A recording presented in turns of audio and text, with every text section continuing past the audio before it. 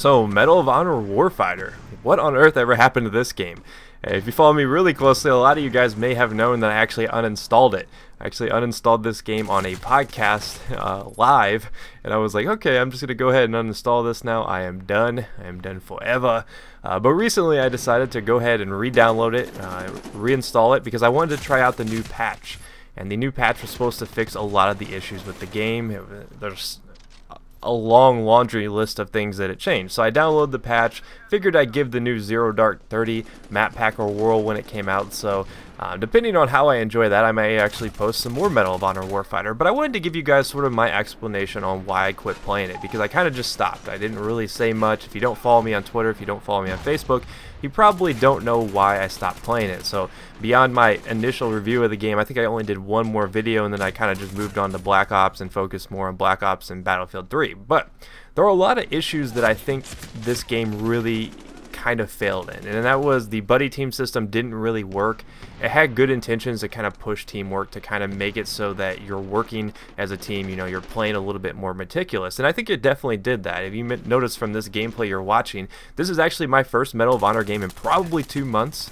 So my impressions of it, I think, have a more fresh take than someone who had been playing it for a while. And let me say, the patch actually did a pretty decent job of changing a lot of things that I think were some bugs, just some underlying issues. It didn't change the core gameplay of it in any respect. That's definitely not something that they altered much in this, and I actually joined this game late. This is actually a pretty good game. I was kind of shocked that I was able to do this well, but I gotta play very meticulous, and I think that's because of the Fireteam Buddy system. I think all that really did, even though they tried to promote teamwork, I think all they really did was kind of slow down the gameplay.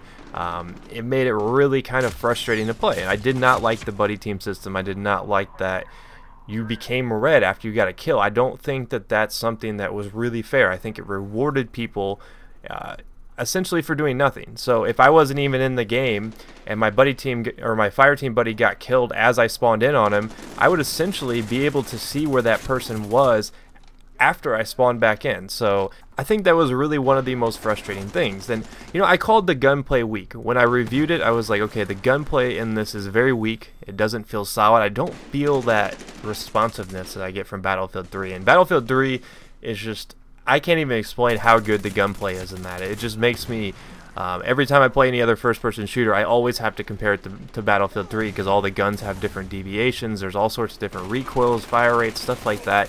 Something which I think Battlefield 3 is #1 in the first-person shooter category for.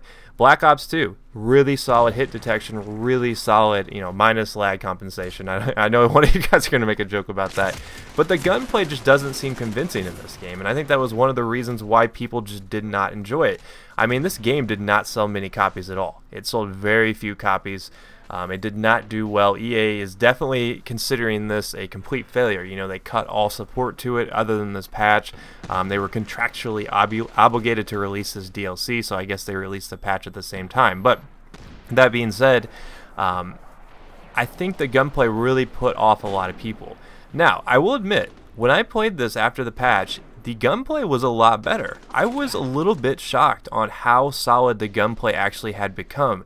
It seemed like the bullets were registering much better, and I'm playing on a Canadian server right now, and you guys know that I'm not Canadian, so hit detection seems a lot better than what I had remembered in the past. So the patch definitely improved that. The gameplay feels much smoother, the game plays much smoother, so I think the patch definitely was a positive aspect. I think that if you were a fan of Medal of Honor and you're really anticipating some fixes, I think they did a pretty decent job of going in and fixing that. So pretty good job in that department, I guess. It only took them, what, 3 months? But I think there were a lot of issues that were just built into this game that could never be fixed. And, you know, even the campaign was not solid. The campaign was horrible. In fact, you know, the storyline was good. Don't get me wrong, I did enjoy the storyline, but the gameplay aspect of the campaign was just so, it was a very plotting pace. One of the biggest issues I had, it was the quick time actions and the fact that a lot of the events took you out of the action. You would actually just watch a cutscene, you know, do some stupid quick time action.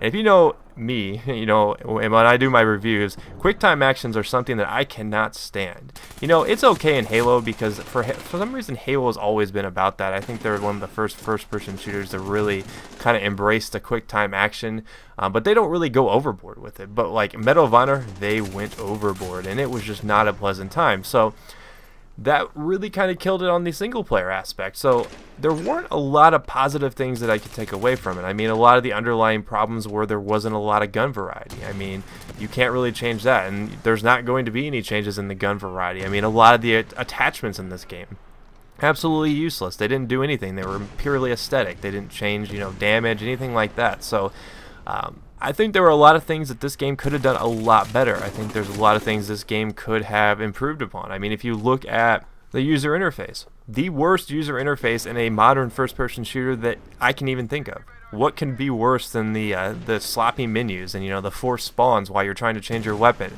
Half the time you pick a weapon and it doesn't spawn with you. So that was what really made this game feel unfinished to me. I mean, it almost felt like the alpha. I played about 20 hours of the alpha, and I can tell you what, there's not much difference between this and the final product. So I can only think that it had something to do with the internal problems that were going on at Danger Close, with the internal you know, struggle they were having with EA. You know, EA tends to be very cannibalistic with a lot of their games, so I think ultimately that led to the downfall of Medal of Honor. So I don't think we'll see another, unfortunately, but I think that's really what went wrong. I think a lot of the development cycle was interrupted, and it didn't really get a fair chance to finish its development, so it went out unfinished. You know, EA rushed it out the door to compete with Black Ops, and it got stomped pretty hard. So I don't know. I might play a little bit more of this game.